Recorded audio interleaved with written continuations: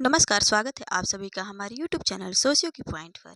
तो आज के इस वीडियो में हम लेकर आए हैं बहुविकल्पीय क्वेश्चन, जो कि आप सभी के लिए बहुत ही महत्वपूर्ण है। ये सभी एग्जाम समाजशास्त्र से संबंधित सभी प्रतियोगी परीक्षाओं के लिए ये उपयोगी है।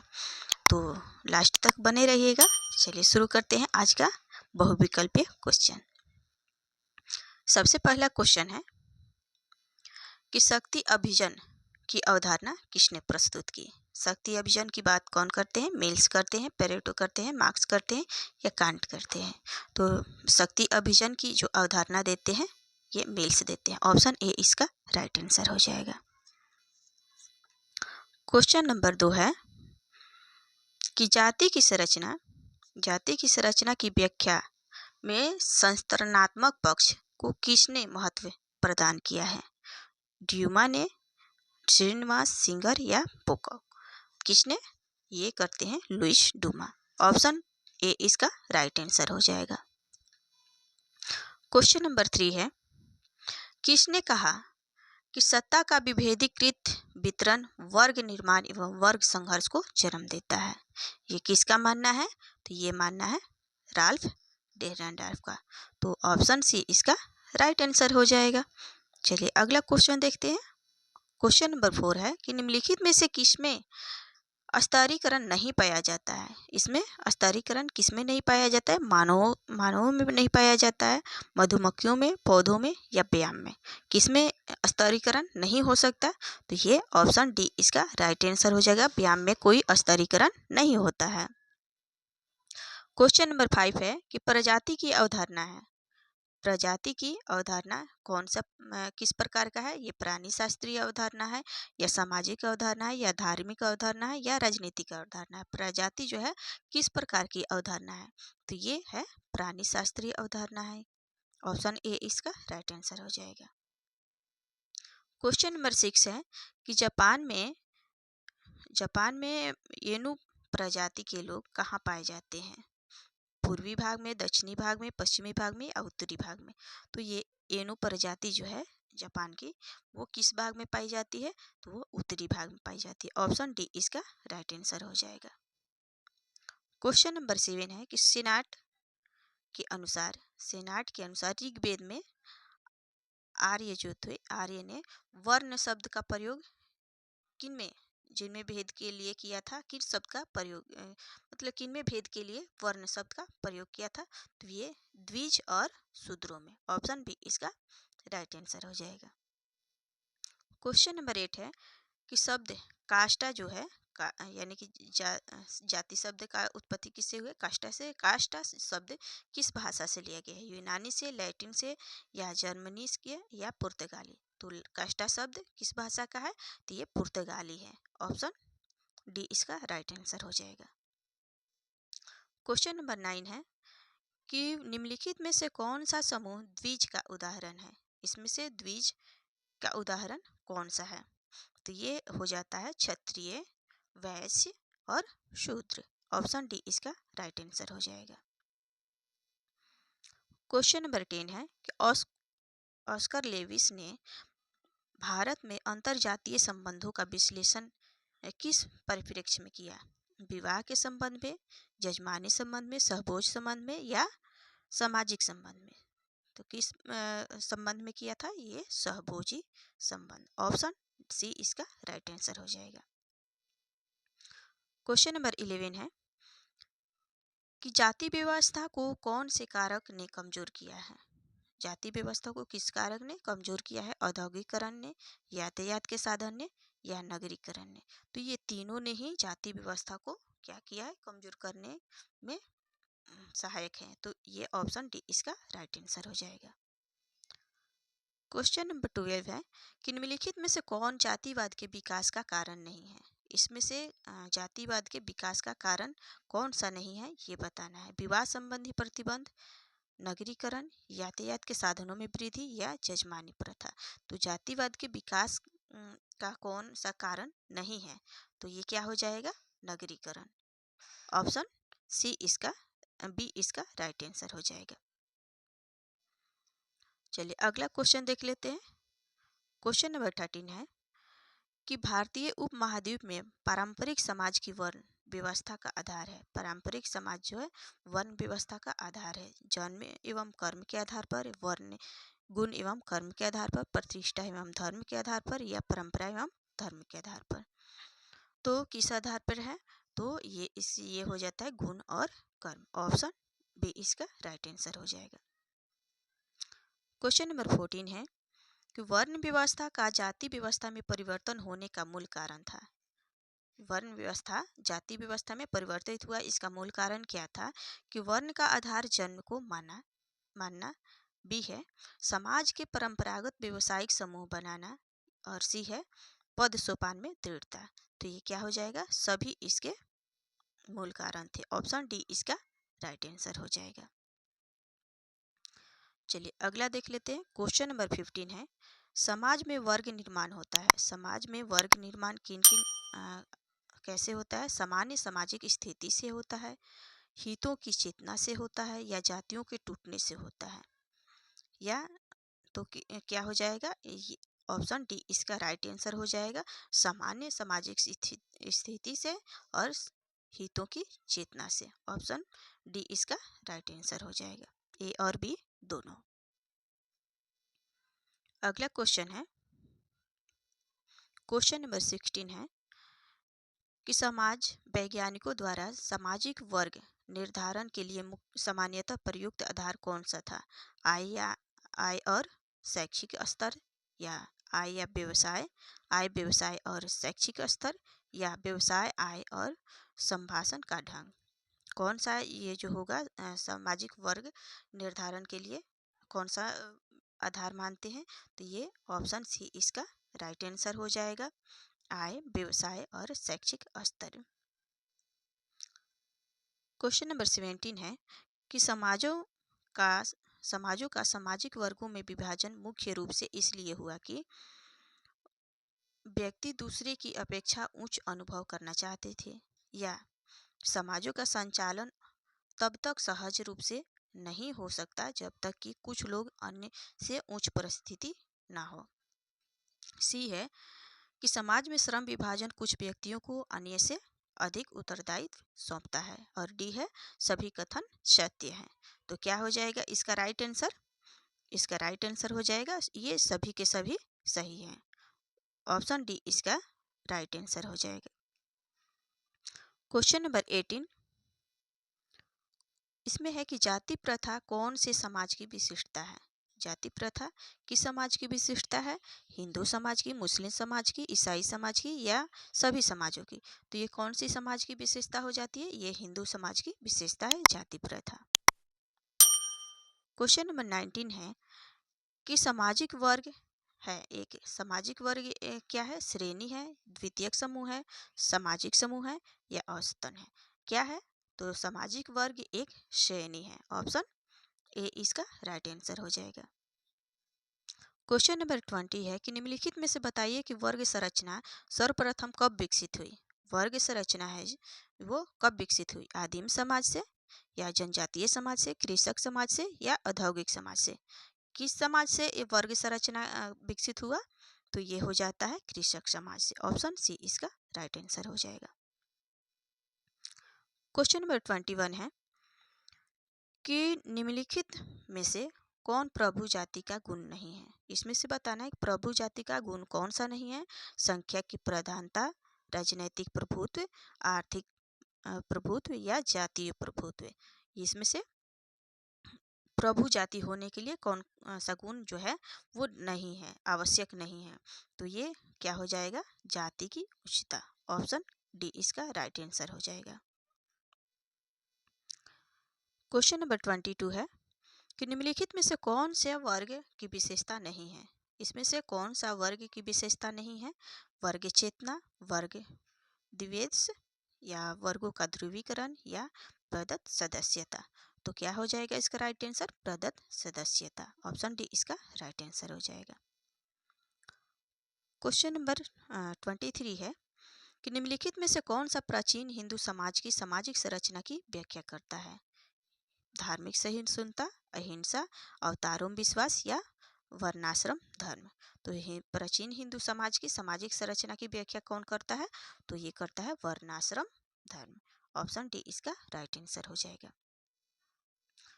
क्वेश्चन नंबर 24 है कि निम्नलिखित में भारत में राष्ट्र निर्माण के उद्देश्यों की पूर्ति में निम्नलिखित में से कौन सा तत्व बाधक है?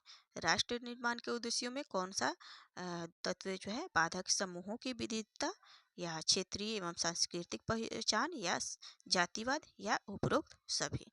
तो क्या हो जाएगा इसका राइट आंसर? ये तीनों ही क्या है इसके राष्ट्र निर्माण के उद्देश्यों की पूर्ति में ये तत्व बाधक है, तीनों ही। समूहों की विविधता, क्षेत्रीय एवं सांस्कृतिक पहचान, जातिवाद। तो ऑप्शन डी इसका राइट आंसर हो जाएगा। क्वेश्चन नंबर 25 है कि हिंदू समाज में कौन सा आश्रम अधिक महत्वपूर्ण समझा जाता है? ब्रह्मचार्य आश्रम, संन्यास आश्रम, गृहस्थ आश्रम या वानप्रस्थ आश्रम। तो ये सबसे कौन अधिक महत्वपूर्ण है? तो ये गृहस्थ आश्रम होता है। ऑप्शन सी इसका राइट आंसर हो जाएगा।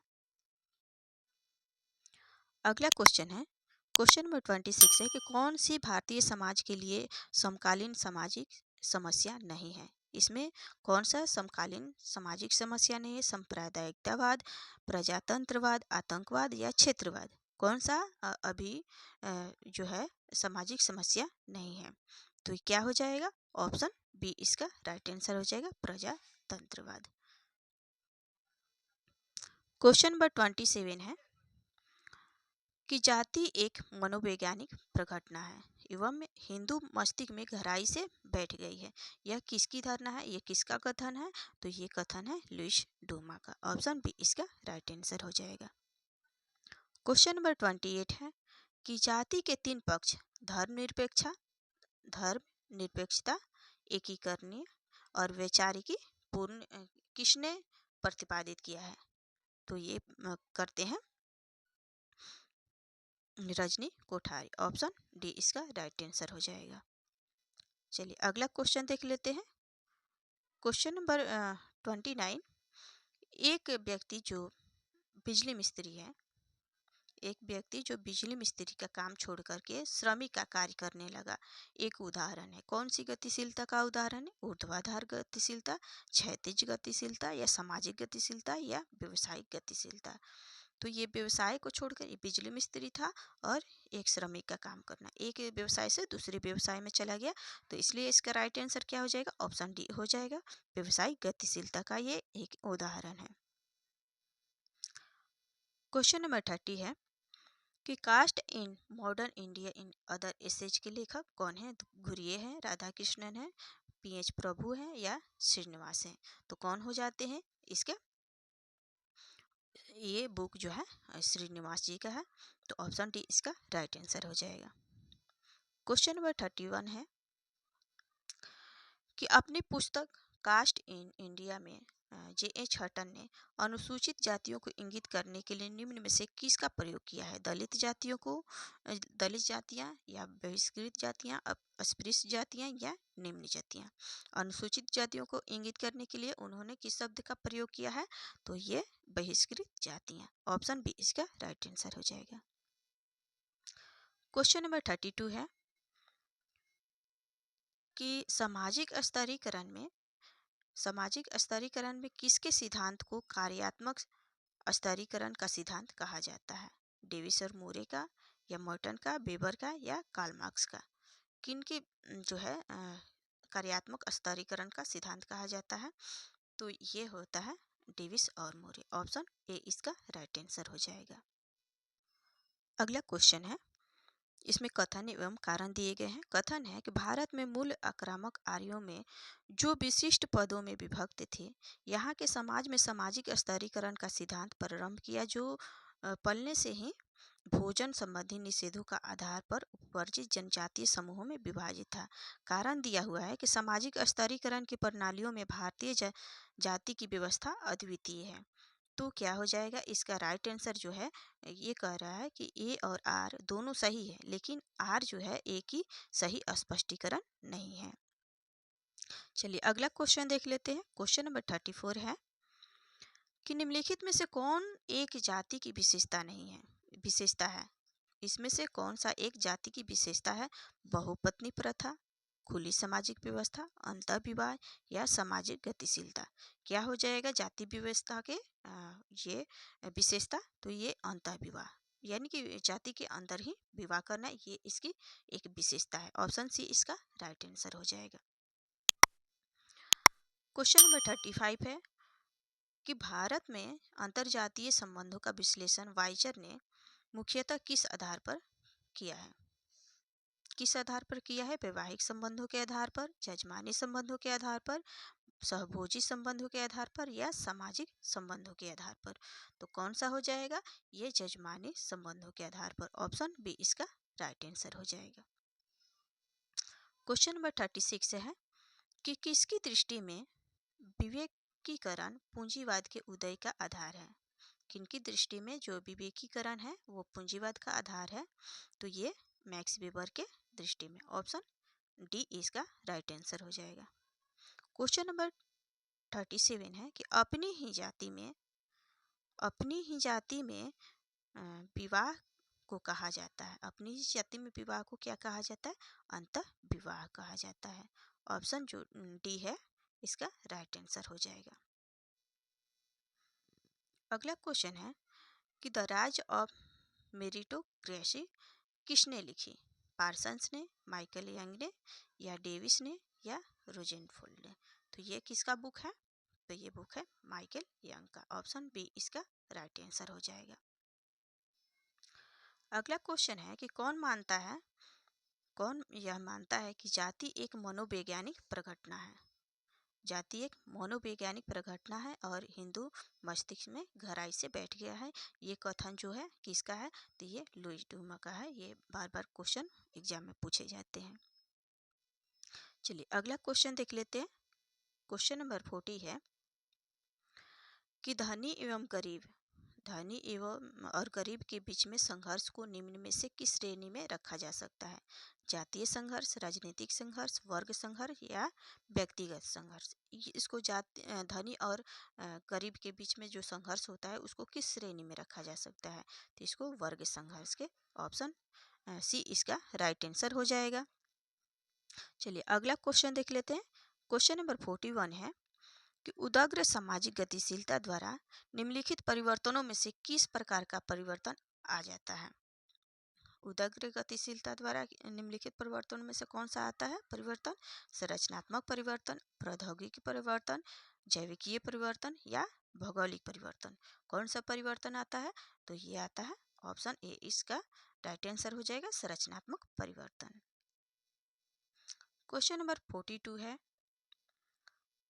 42 में है जाति एवं वर्ग में विभिन्नता का प्रमुख आधार क्या है?